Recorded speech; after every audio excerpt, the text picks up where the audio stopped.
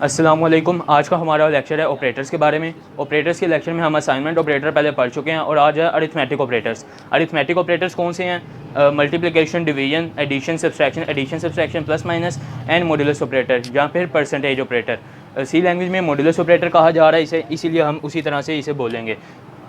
सबसे पहले तो ये एक लॉन्ग क्वेश्चन है important.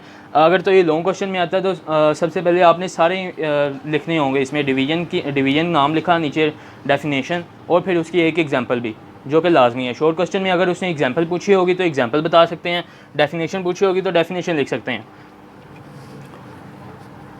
Arithmetic operators are use to perform arithmetic operations on data. Arithmetic operators use हो रहे हैं अरिथमेटिक ऑपरेशंस परफॉर्म करने के लिए, यानी कि ये सारे एक्शंस जो हम परफॉर्म कर सकते हैं डिवीजन से, मल्टीप्लिकेशन से, एडिशन से, सब्सट्रैक्शन से और परसेंटेज वगैरह निकाल सकते हैं। सबसे पहले तो यहाँ पर देखने के लिए मिलता है डिवीजन।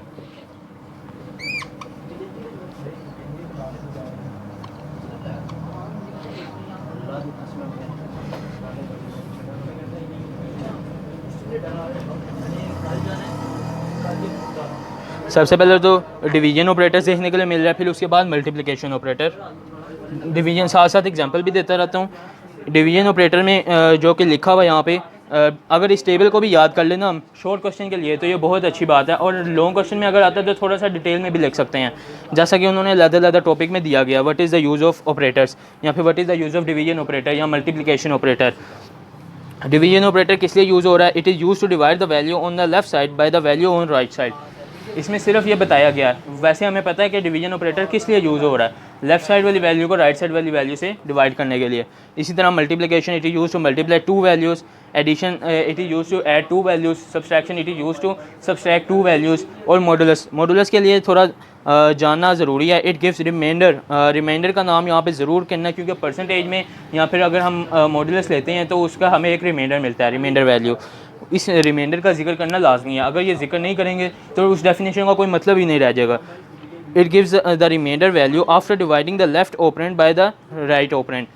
डिवीजन में हम देखते हैं लेफ्ट ऑपरेंड को राइट ऑपरेंड से हम डिवाइड कर रहे हैं। मॉडुलस ऑपरेटर भी सेम है, उसे डिवाइड कर रहे हैं, लेकिन इसमें एक हमें वैल्यू मिल रही है, कौन सी? Reminder value.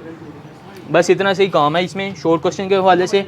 और लॉन्ग क्वेश्चन में भी ये लिख सकते हैं, लेकिन उसे थोड़ा सा लेंथी कर लें तो ज़्यादा बेहतर है और अच्छी तरह से एग्जांपल अपनी लिखें। डिवीजन की एग्जांपल हम दे सकते हैं। फ्लोट वाली यहाँ पे दी गई है, फ्लोट रिजल्ट 3.0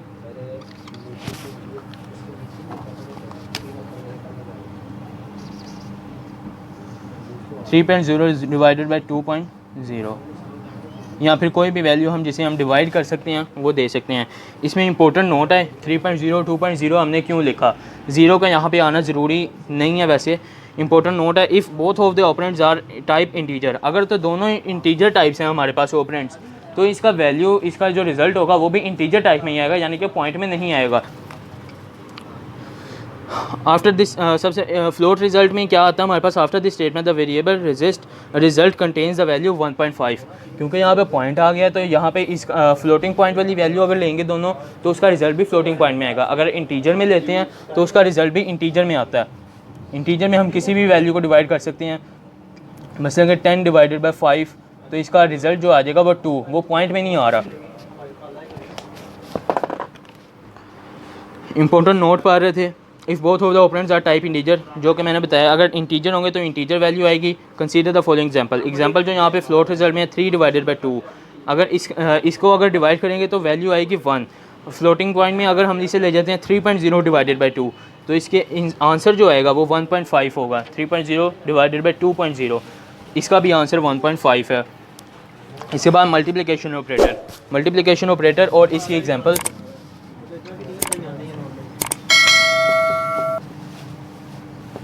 मल्टीप्लिकेशन, इसकी एग्जांपल जो देखने में मिल रही है, integer multiply is equal to 5/5।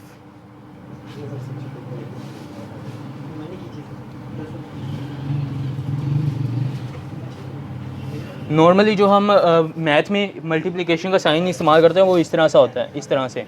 लेकिन जब भी हम प्रोग्रामिंग लैंग्वेज में यूज़ करेंगे, या फिर कीबोर्ड पे जो साइन आ रहा था हमारा वो इस स्टार सिंबल के जैसा होता है, इसीलिए यहाँ पे स्टार सिंबल दिया गया जो कि इस्तेमाल हो रहा है मल्टीप्लिकेशन के लिए। बुक में जो इसकी एग्जांपल दी गई है अगर आप वो भी दें तो बिल्कुल ठीक है, अगर ना भी देना चाहें तो कोई बात नहीं, अपने से भी एग्जांपल इसमें दे सकते हैं। इसके बाद एडिशन आप दो वैल्यूज़ को ऐड कर लें, प्लस कर लें 10 + 10 = 20। इसकी एग्जांपल ये भी हो सकती है, जिस तरह बुक में दी गई है एग्जांपल आप उसी तरह लिखना। मैं यहाँ पे शॉर्ट तरीके से लिख रहा हूँ ताकि आसानी से समझ आ जाए। Integer add = 10 + 10। अगर हम प्रोग्राम में वैल्यू लिखते हैं तो हम इस तरह लिखेंगे। सबसे पहले इसमें 10 + 10 से पहले आ जाएगा इंटीजर ऐड, यानी कि हम अपने प्रोग्राम को बता रहे हैं, अपने कंपाइलर को बता रहे हैं कि हम इन दो वैल्यूज़ को ऐड कर रहे हैं, उसके लिए इंटीजर यूज़ हो रहा है। इसी तरह subtraction, integer result,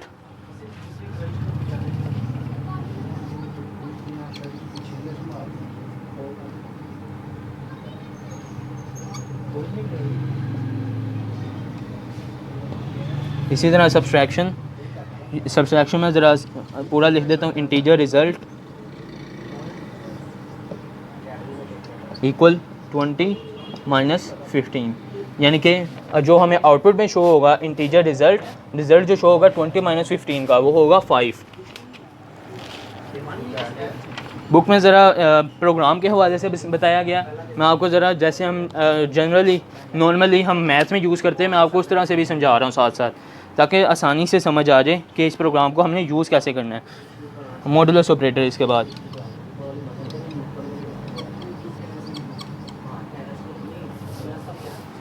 modulus operator performs division of left operand by the right operand and returns the remainder value after division. Left operand जैसे हम डिवाइड करते हैं, नॉर्मली ये डिवाइड भी कर रहा है और उसके बाद सिर्फ एक वैल्यू दे रहा है जो कि हमारी remainder value. Modulus operator works on integer data type. Modulus operator सिर्फ इंटीजर डाटा टाइप पे वर्क करता है। As when we divide, example जो है यहाँ पे integer remaining,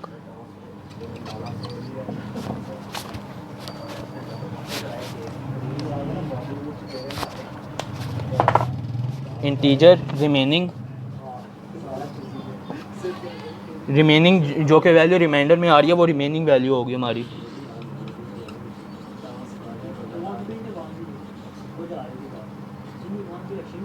integer remaining = 14 modulus 3। अब ये 14 मॉडुलस 3 जो एग्जांपल दी गई है हमें, उसका आंसर यहाँ पे आ रहा है जो कि रिमाइंडर में आ रहा है 2।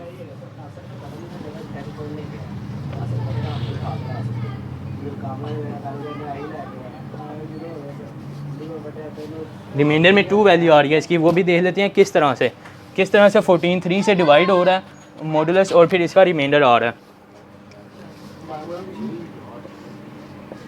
14 हमारा डिवाइड कर रहे हैं हम 14 को लेफ़्ट वाली ऑपरेंड से राइट वाली ऑपरेंड पे।